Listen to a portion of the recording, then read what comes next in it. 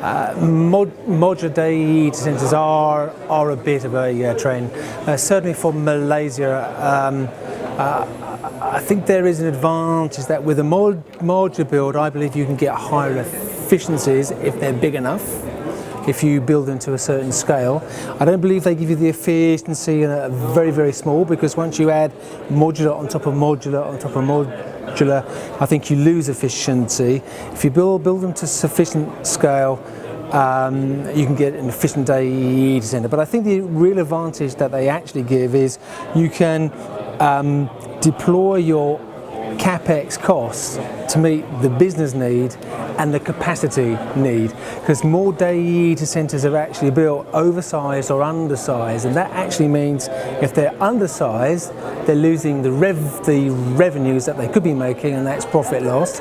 If they're building into big, that's capex they've invested that they're not getting the return on. So it's about speed to deployment, and in a developing market, in a developing region, you're de-risking your capital spend. So yes, I think there are some advantages on that particular view. I do think they're more expensive per megawatt to actually build, but when you offset the cost of the IT kit that sits inside the data centre, which could be 10 times the cost of the building, then again you're saving on the deferred IT cost within your capacity plan.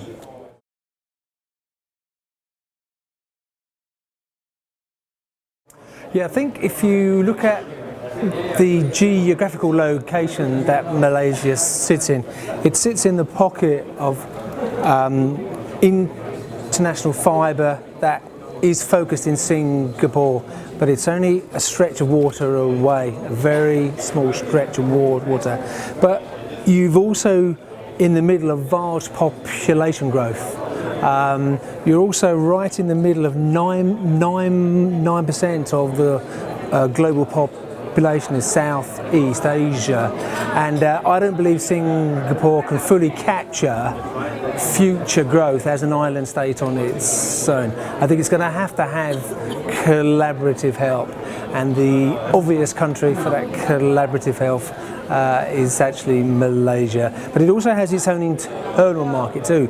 29 million people is a sufficient size to create and develop your own market, which will attract inward investment for the future.